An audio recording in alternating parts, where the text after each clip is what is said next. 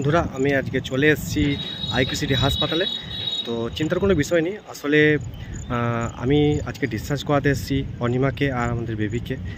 তো সব কিছু এত তাড়াতাড়ি হয়ে গেছে যে আমি কোনো সময় পাইনি যে এইসব ব্লগ বানাবো বা কিছু, মানে এত টেনশনে ছিলাম, এত কিছু সময় ছিল না, যার কারণে খুব তাড়াতাড়ি সব হয়েছে। তো আজকে ডিসচার্জের সময় আছে, তো আমি সকাল সকাল চলে এসেছি সময় দেখা করতে। তো চলো দেখাবো কেমন আছে আর কখন ডিসচার্জ করবে, কীভাবে নিয়ে যাব, ঘরে কেমন লাগছে ওর, সাথে থাকবো। তো এটা হচ্ছে আইকিউ সিটি হসপিটাল, আর এখানে আমার ডেলিভারি হয়েছে। আপাতত আমি এখানেই অ্যাডমিট রয়েছি। আর দেখো এর বাইরেটা কিন্তু খুব সুন্দর। তো এটা হচ্ছে হাসপাতালের গ্রাউন্ড ফ্লোর। তো আমি এখানে টিকিট নিয়ে রেডি আছি দেখা করার জন্য, আর টিকিট আমার হাতেই রয়েছে, আমি কখন যাব ওয়েট করছি। তো এই জায়গাটা হলো সেই জায়গাটা যেখানে ও অ্যাডমিট আছে। তো ভিতরে যাব, চলো। তো এই মাত্র আমি জানতে পারলাম অমলের কাছে যে আমার একটু পরেই ডিসচার্জ হয়ে যাবে, তাই মনটা খুব খুশি লাগছিল। সকাল 12টা থেকে দাঁড়িয়ে অবশেষে এই 4:30টার সময় ডিসচার্জ স্লিপ পেলাম। এবার দেখি ওটা জমা করি, কী হবে না হবে। খিদে অবস্থা খারাপ হয়ে গেছে, দেখি জমা করে কখন ডিসচার্জ করে।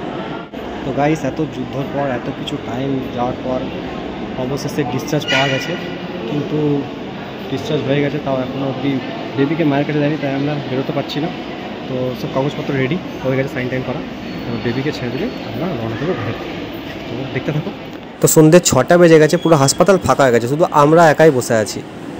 অ্যাম্বুলেন্স আসলেই আমরা বেরিয়ে পড়বো, মাকে দেবীকে নিয়ে, মানে অনিমাকে আর আমাদের দেবীকে নিয়ে ঘরের দিকে রওনা দেবো। তো ওয়েট করছি অ্যাম্বুলেন্সের জন্য। পুরো হাসপাতাল খালি হয়ে গেছে, কিন্তু এখন আমাদের কী পেপার ওয়ার্ক বাকি আছে বুঝতে পারছি না। ও যে পেপার ওয়ার্ক বাকি, এগুলো ছাড়া হবে না। দাঁড়িয়ে আছে অনেকক্ষণ ধরে, দেখি। তো অনেকটাই লেট হয়ে গেছে পেপার রেডি হতে হতে। তবে আমার মনে প্রচুর খুশি, যার জন্য 9 মাস ধরে অপেক্ষা করেছিলাম, তার মুখ তো দেখে নিয়েছি। এবার তাকে বাড়ি নিয়ে যাওয়ার পালা। তো ডিসচার্জ হয়ে গেছে, আমাকে এই হুইল চেয়ারে করে নিচে একেবারে নিয়ে যাওয়া হবে। আমি তো এখন হাঁটাচলা খুব একটা ভালোভাবে করতে পারি না, আর আমাদের সোনু আমার কোলেই রয়েছে, এতে আমার প্রচুর খুশি লাগছে।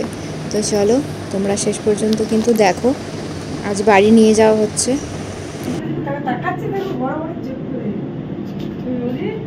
তোকে দেখছে সবাই, দেখে গেলে সব নাচগুলো চুমকিয়ে দিলে।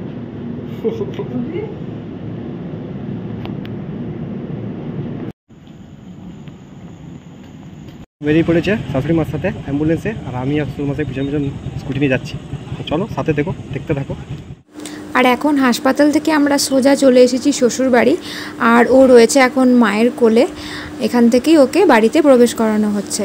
তবে ইচ্ছে ছিল খুব ভালোভাবে আমাদের বেবিকে ওয়েলকাম করার, কিন্তু সকাল থেকে অমল যেভাবে খাটাখাটনি করেছে আর পেপার ওয়ার্কের জন্য যেভাবে ডিলে হয়েছে, তার জন্য ওগুলো কিছুই করা সম্ভব হলো না। তবে যাই হোক, নেক্সট টাইম কখনো না কখনো অনেক সুন্দরভাবে আয়োজন করে আমাদের বেবিকে ওয়েলকাম জানানো হবে, আর সেটা তোমাদেরকে ভিডিওতে অবশ্যই দেখাবো।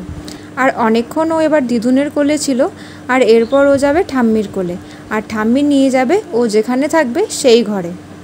তো নতুন বাবা মা হওয়ার পর আমরা তো খুবই খুশি, আর এই খুশির মুহূর্তের কিছুটা তোমাদের সাথে শেয়ার করলাম।